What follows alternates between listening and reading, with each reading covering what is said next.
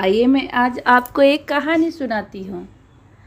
एक बार अर्जुन के मन में अहंकार आ गया कि वे भगवान श्री कृष्ण के सबसे बड़े भक्त हैं।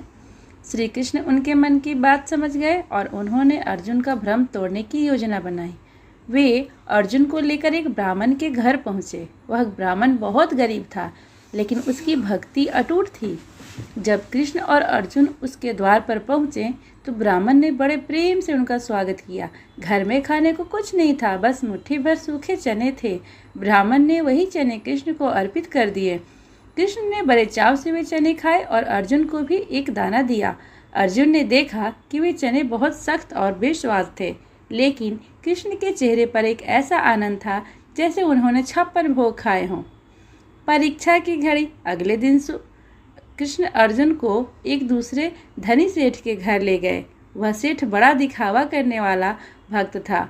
उसने स्वर्ण थालियों में अनेक प्रकार के व्यंजन परोसे। कृष्ण ने भोजन चखा, लेकिन उनका मन प्रसन्न नहीं दिखा। वापस लौटते समय अर्जुन ने पूछा, प्रभु, उस गरीब के सूखे चने में आपको इतना स्वाद आया, लेकिन इस सेठ के 56 भोग में आप संतुष्ट नहीं दिखे, ऐसा क्यों? कृष्ण ने उत्तर दिया। श्री कृष्ण मुस्कुराए और बोले, अर्जुन, उस गरीब ब्राह्मण ने वे चने अर्पित करते समय यह नहीं सोचा कि वह क्या दे रहा है। उसने अपना प्रेम और समर्पण उस मुट्ठी में भर चने में डाल दिया था। वह चना नहीं, अपना हृदय खिला रहा था। वहीं दूसरी ओर उस धनवान सेठ के मन में यह अहंकार था कि वह मुझे खिला रहा है। उसके व्यंजनों में स्वाद तो था, पर श्रद्धा की कमी थी। वह अपनी संपत्ति का प्रदर्शन कर रहा था।